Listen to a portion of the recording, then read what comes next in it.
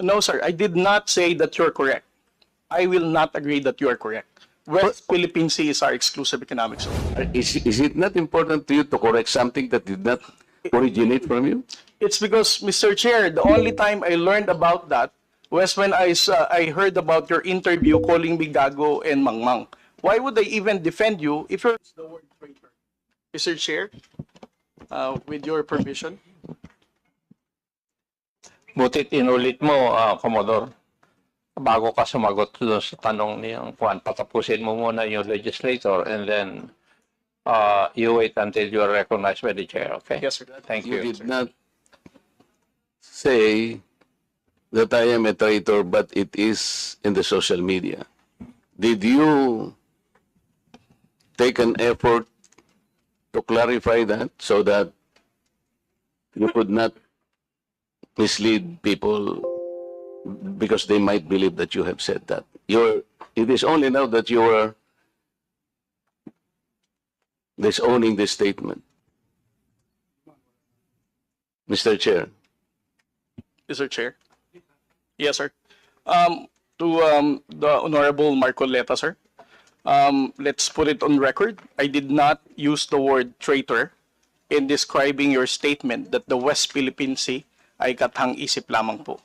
Let me read my post on X. I stand by the statement of Bongbong Marcos when he said, ang West Philippine Sea ay hindi kathang-isip natin lamang. Ito ay atin, ito ay mananatiling atin hanggang nag-aalab ang diwa ng ating minamahal na bansang Pilipinas. Hearing someone claim that the West Philippine Sea is merely a fabrication of the Philippine government is a disservice and an embarrassment to their entire party, the organization he belonged to, and even their own family.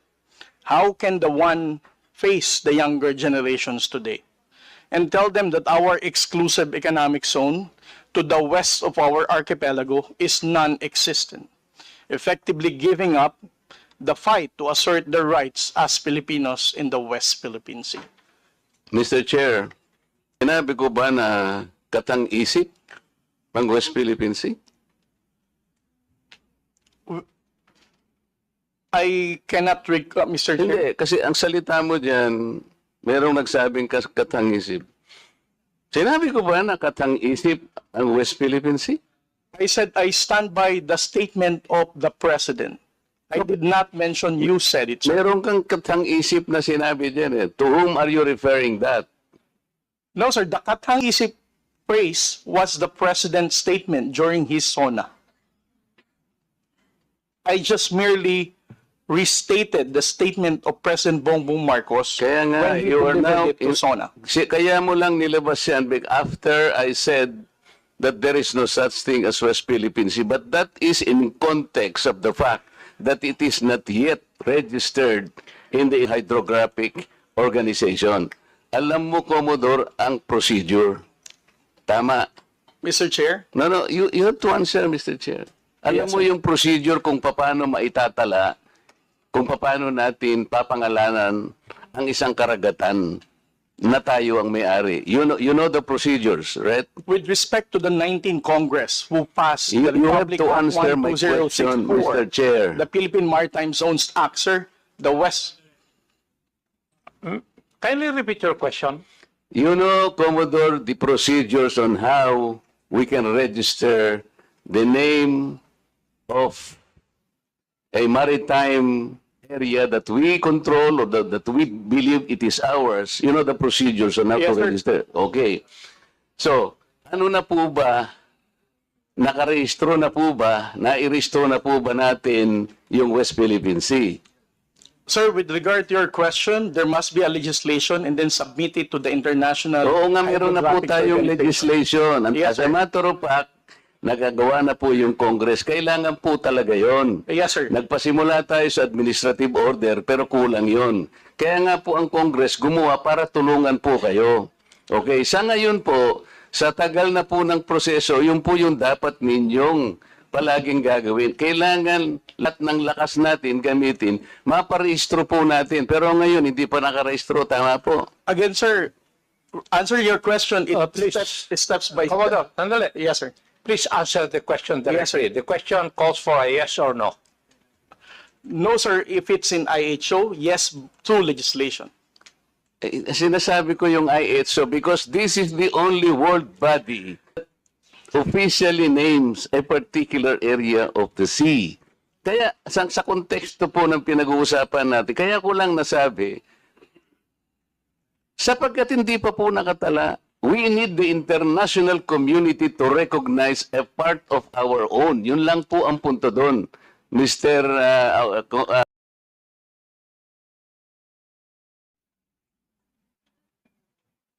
You are inconsistent. No, sir. I did not say that you're correct. I will not agree that Philippine Sea is our exclusive economic zone. Eh, Mr. Chair, wala tayong dispute that. Sinasabi ko na nga sa iyo, yung sinasabi nating West Philippine Sea is our own exclusive economic zone. This is ours. You and I should fight for that drop of our blood. Ang sinasabi natin dito, kagaya ng nire-request ng CICC, let us educate our people sapagkat ang ng mga tao, lahat tayo, ang alam natin, nakarehistro na. Ang nakarehistro. Ikaw ba pwede kang mag-enroll sa isang eskwela nang hindi ka nag-register, nang hindi ka nag-enroll? You answer my question. Of course, sir. There is a Kaya nga, legislation. Kaya hindi pa nakarehistro, Mr. Chair. This is the only point. Let us not create a mountain out of molehill. Bigla mong sasabihin, in response to what I said, katang isip o blah blah blah at lumabas sa traitor. Hindi ka man lang gumawa ng effort, for example, na I did not say that. Ngayon mo lang sinasabi. But you know, people are bashing me. I am pro-China. When is the last time or the first time that I am pro-China? Again, Mr. Chair, I never said that you are a traitor. That is clearly posted on my Twitter Pero account. hindi ka po nagbigay ng paliwanag na sinabi mo sana doon sa social media din. Bakit nyo ina-ascribe sa akin na sinabi ko na traitor si Kong Marcoleta? I did not say that. It is only now that you are explaining na wala kang sinabi. But kumalat na sa social media, kaya nga tayo nandito, success and the abusiveness of social media, Mr. Chair. Nangyari na. Kahit na ilang libong mag-explain ka dito, yung tao narinig na nila na ikaw ang nagsabi. Because meron ka pang litrato dun eh. Mr. Chair, No. nobody has ever asked me whether you are a traitor. This was only the first time that I was asked whether you are a traitor or not. You are not even aware na sa social media sumabog yun. Nandun yung litrato mo and the claim that I am a traitor. Ngayon ka lang nagpapaliwanag that I am not a traitor. Pero yun, Mr. Chair, I don't think that I'm under in any obligation to respond to all those social okay, media Mr. posts Chair, by bloggers, now social media influencers to tell them Mr. that they're Chair. wrong. Siya muna. sabi niya wala siyang obligation. Finish your statement. Yes, sir. Mr. Chair, Honorable Marcoleta, sir, I think I am an obligation to tell all the social media influencers, to bloggers, defend your name, tell them that you are not a traitor. Again, I did not mention that you are a traitor. Those words did not come from me. Why would I go to the extent of defending you and you are running for Senate? I might as well be interpreted as supporting somebody for public office. Mr. Chair, clarifying something that is wrong is Have not the floor, political. please. Thank you, sir. Commodore, tinatanong lang ni Honorable Marco Rex that merong lumabas kang statement. Siguro, binigyan ng interpretation ng ibang vloggers at nasabi na traitor si Honorable Marcoleta. Ang tinatanong niya is, unang-una, alam mo ba ito na gano'n na nangyari? Would you know? No, sir, because when it became a social media popular post, I was not here in the country. I was actually in the official business outside. So when did you come to know about this? I only came to know about it when Congressman Marcoleta called me Gago and Mangmang in one of his interviews.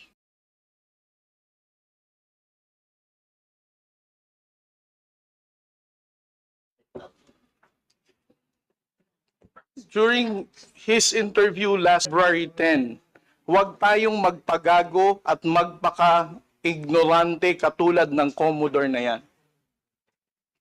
So, at that point in time, ang tinatanong kanina ni Honorable Marcola na merong misinterpretation doon sa iyong statement sa social media. Yes, sir. And you did not bother na i-correct man lang yun. Yun ang dinadrive ni Honorable Marcoleta kanina pa. Yes, sir. So, please answer that question.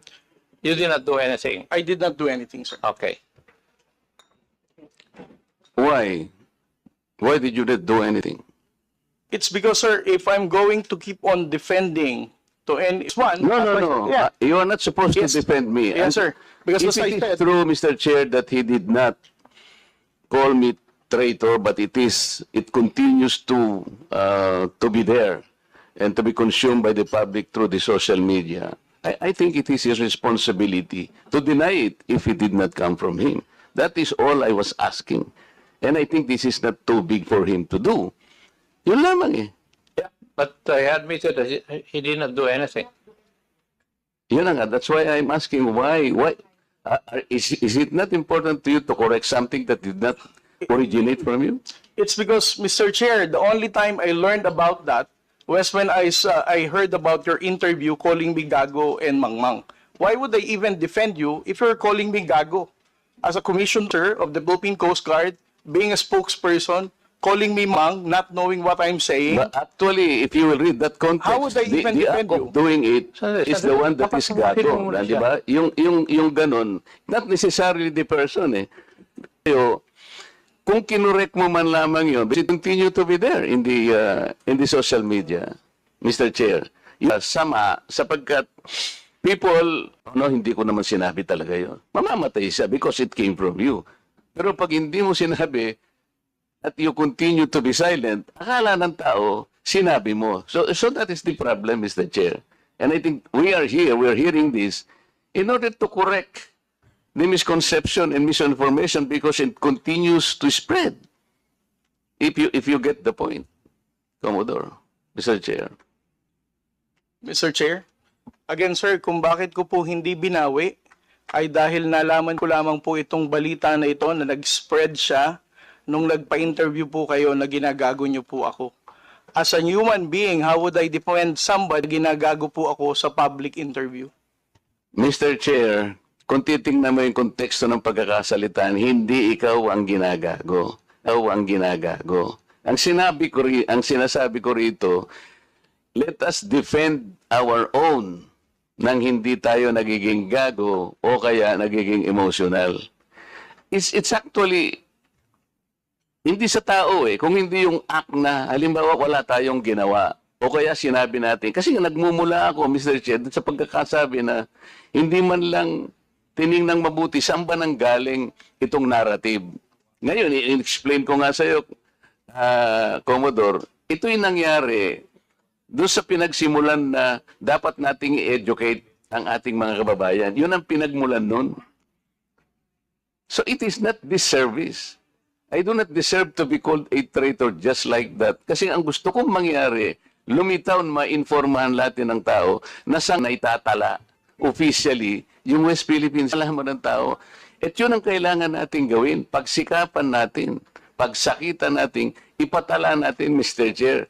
Because pag napatala na natin yun at ginugel nila, o talaga palang merong West Philippine Sea. Hindi lamang dahil sa nandun, gumawa na tayo ng batas. Because, Mr. Chair, that is preparatory para maipatala na nga natin eh. Kaya lang natatagalan talaga. Ganon siguro yung proseso. So yung pong mga ibang vloggers, Commodore, hindi nila ma-recognize. Kaya example ko kanina, ginugoogle, wine-waste ni Congressman Barbers, yung kalye na gawa lang ni Congressman Paduano, hindi po niya makita. So nagkakaroon ng confusion. The tendency to be misinformed proceeds from the fact na hindi pa talaga na ipatala, sir. That's the only point. Mr. Chair, ngayon, kung babalik po sa Google, Mr. YouTube, ito kumakalat, lumalakad, but you are not doing anything to control this. So, ang daming, ngayon, nagbabas sila sa akin, oh, si Marcoleta, pro-China. Ngayon, may lumitaw na naman through your platform. Lahat po ng senador na kagrupo ni ganito, lahat po sila ay pinopondohan po ng China. Nandito ngayon. I will show it to you before you leave, sir, na lumilitaw na naman dito. So kasama po ako doon sa grupo na yon na pinipinance ng China. Ganun po eh. So it becomes now an election misinformation that will impact on the credibility of the election. Maaaring mamislead po na naman ang mga tao. Yun po yung ating gustong ayusin. Yung misconception and misinformation. Lumitaw lamang po kasi sa kawalan ng information na hindi pa po natin naipatala, Commodore. Hindi pa nakatala talaga officially. Tayo-tayo po, walang problema eh. Kung tayo-tayo lang. Sapagkat yung bahagi na yun ng ating karagatan, may pangalan man yan o wala. Sabi ko nga sa'yo kanina, tayong dalawa ilaban natin yun hanggang sa huling patak ng ating dugo. Atin yun at walang makakapagpabago nun. Ang problema, nagkakagulo tayo because of that misconception. Walang masamang tinapay doon, Mr. Chair. I want to explain that. Ngayon, ako nagpapasalamat ako sa iyo at sinabi mo ngayon at naliwanagan na hindi mo pala sinabi yung I am a traitor. So salamat kahit nahuli. Sabi nga natin, Mr. Chair, huli man daw at magaling, ay habol din. Kaya lang ang problema ko ngayon, Mr. Chair, yun pong kumakalat na akala nila sinabi mo. At lumaki nga, sapagkat siguro, dahil medyo nasaktan naman ako, nakapagsalita ako ng wag nating depensa ng sariling atin na magiging emotional tayo o kaya nagpapakagago tayo. So, kaya lumaki ng lumaki dahil lamang doon. But the context, Mr. Chair, the context is gusto nating huwag gamitin ang misconception or misinformation, lalo na ng mga sa lahat po ng bahagi o aspeto ng ating buhay. Pinsi ay atin, Commodore. Yes. Because this is the exclusive economic zone of the country. And there is no changing that fact. Kahit anong magbali-baligtarin natin ang mundo, kaya lang ipatala po natin yung pangalan para po hindi gamitin sa misinformation. Mr. Chair, thank you very much. Well, I think we have seen one of the ill effects of misinformation.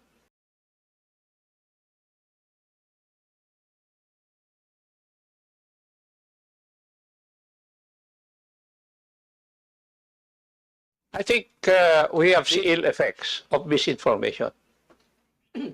I think everybody will agree to that. That is one of the ill effects of fake news or misinformation.